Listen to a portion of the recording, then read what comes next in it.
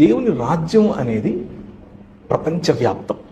దేవుని రాజ్యం అనేది క్రైస్తవ సంఘానికంటే కూడా విస్తారమైంది. కానీ దేవుని రాజ్య స్థాపన మరియు విస్తరణ క్రైస్తవ సంఘము ద్వారా మాత్రమే జరుగుతుంది. మళ్ళీ చెప్పనా, దేవుని రాజ్యం యొక్క విస్తరణ, దాని యొక్క స్కోప్ ప్రపంచవ్యాప్తంగా ఉంటుంది.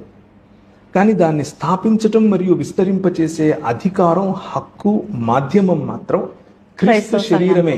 అది దేవుని రాజ్యమును స్థాపించి నిర్మించేటటువంటి బాధ్యత క్రైస్తవ సంఘానిది. సో సంఘము చాలా కీలకం. ఇక్కడ దేవుడు సంఘము ద్వారా ప్రపంచాన్ని ఆశీర్వదిస్తాడు. దేవుడు నోవహు ద్వారా ప్రపంచాన్ని ఆశీర్వదించాడు, అబ్రహాము ద్వారా ప్రపంచాన్ని ఆశీర్వదించాడు, ఇశ్రాయేలు ద్వారా ప్రపంచాన్ని ఆశీర్వదించాడు, దావీదు ద్వారా ప్రపంచాన్ని ఆశీర్వదించాడు, క్రీస్తు ద్వారా ప్రపంచాన్ని ఆశీర్వదిస్తున్నాడు. క్రీస్తు యొక్క శరీరమే సంఘము. సంఘము ద్వారా ప్రపంచాన్ని ఆశీర్వదిస్తున్నాడు. సంఘము ద్వారా ప్రపంచాన్ని ఆశీర్వదించేటటువంటి ఈ క్రమంలో ఆయన చట్టాలలో మార్పు తెస్తున్నాడు, శరీరంలో మార్పు తెస్తున్నాడు, వైఖరిలో మార్పు తెస్తున్నాడు, సంబంధాల్లో మార్పు తెస్తున్నాడు, రక్షణలో, స్వస్థతలో, సమాజ నిర్మాణంలో, రాజకీయ రంగంలో, లలిత కళలలో, ప్రతి రంగంలోనూ సంఘము డైరెక్ట్గా వెళ్ళి ఇన్వాల్వ్ చేయకపోయినా సంఘము ద్వారా వచ్చేటటువంటి విలువల యొక్క ప్రభావంతో ప్రపంచాన్ని ఆయన నిర్మిస్తున్నాడు. ఇది దేవుని రాజ్యం. సంఘమా, దేవుని రాజ్యమా? రెండు ప్రధానమే.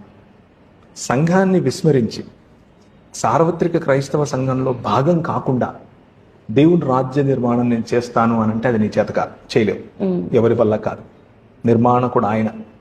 ఆయన శరీరంలో భాగం అయితేనే నీ చేత అవుతుంది.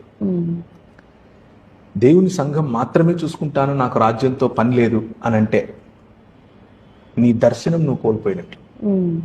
సంఘానికి ఉన్న దర్శనం, క్రీస్తు సమాజానికి ఉన్న దర్శనం మతం కాదు, ఆదివారం పాటలు కాదు, బుధవారం ప్రార్థన కాదు, శుక్రవారం ఉపవాసం కాదు, ఇవేవి కాదు సంఘానికి ఉన్న దర్శనం.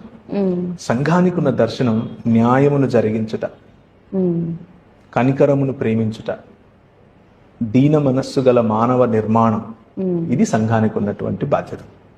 సంఘానికి ఉన్నటువంటి బాధ్యత క్రీస్తును పోలిన మానవత్వంలోనికి మనుష్యులను పిలవటం, మనుష్యులను తర్బీదు చెందించి ఆ మానవతలోనికి తీసుకుని వెళ్ళటం.